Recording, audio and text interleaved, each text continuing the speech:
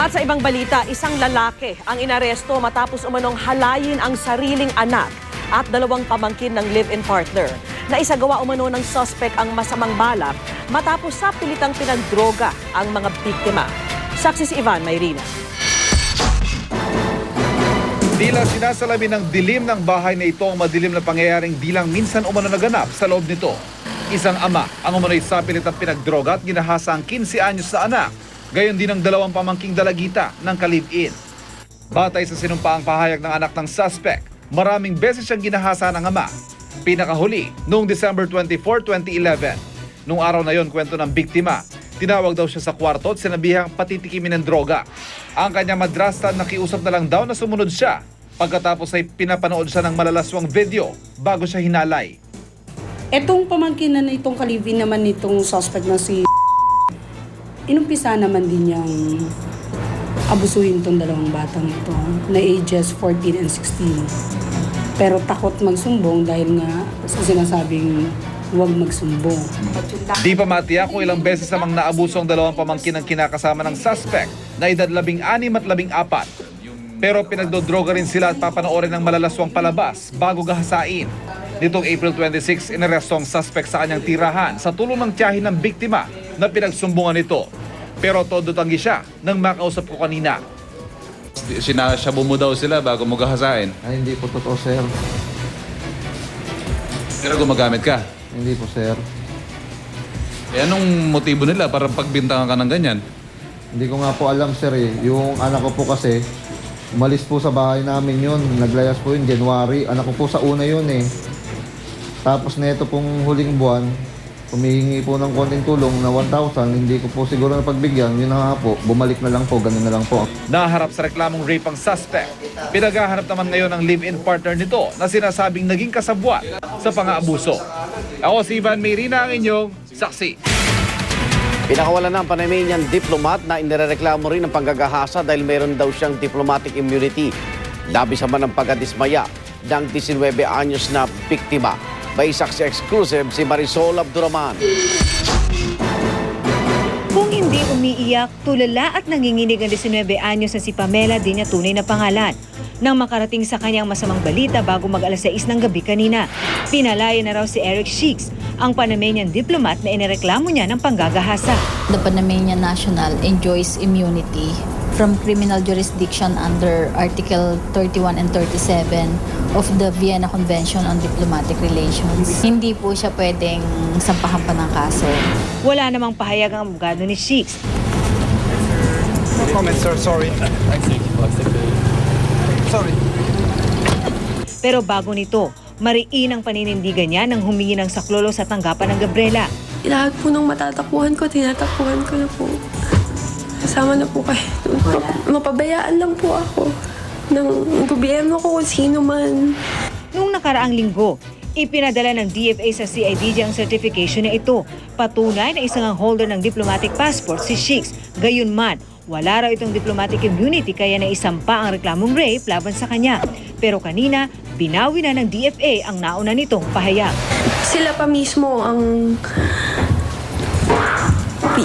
yung iiwanan lang yung ganitong nangyari, papayagan nila yung ganitong nangyari.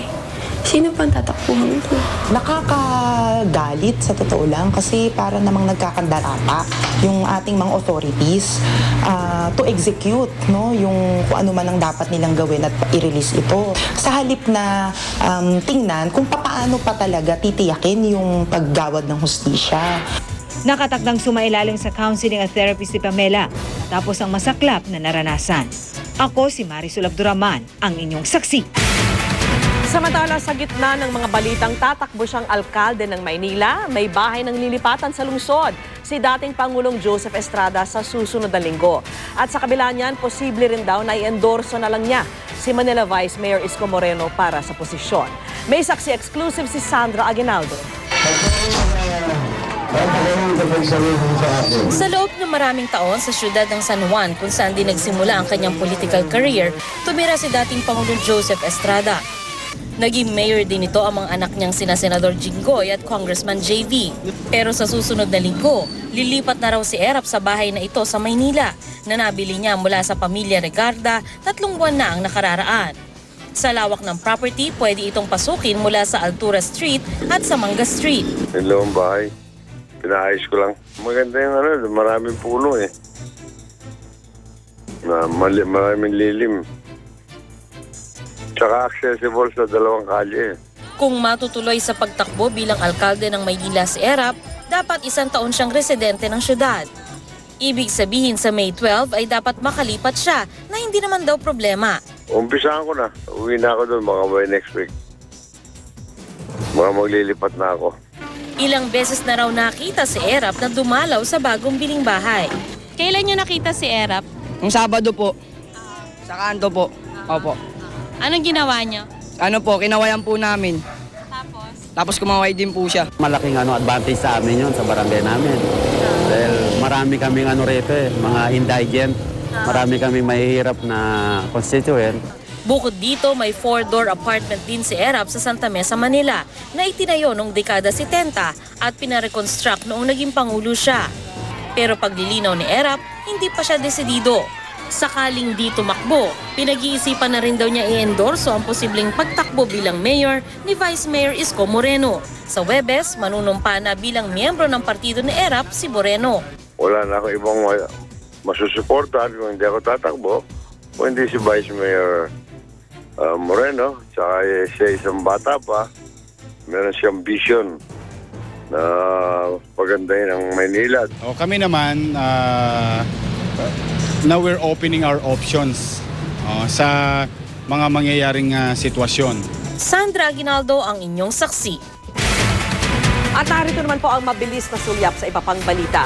Ngayong araw ang deadline sa pagsusumite ng Statements of Assets, Liabilities and Net Worth o SALN ng mga opisyal at kawani ng gobyerno. Si Pangulong Noynoy Aquino noong April 24 pa raw nagsumite ng kanyang SALN, ngunit hindi pa inilalabas ang mga detalye nito. Nag-high na rin ang kanilang SALN si Vice President Jejo Marbinay at ang mga miyembro ng gabinete. Ayon naman sa Korte Suprema, nagsumite na rin ng SALN si Chief Justice Renato Corona at ang lahat ng mga mahistrado. Sa Senado, 15 araw pa raw bago maglabas ang Office of the Secretariat ng kopya ng SALN ng mga senador. Pero ang ilang senador na nagsapubliko na ng kanilang SALN, pinakamayaman pa rin si Senador Manny Villar na umabot ang net worth sa mahigit 800 milyong piso.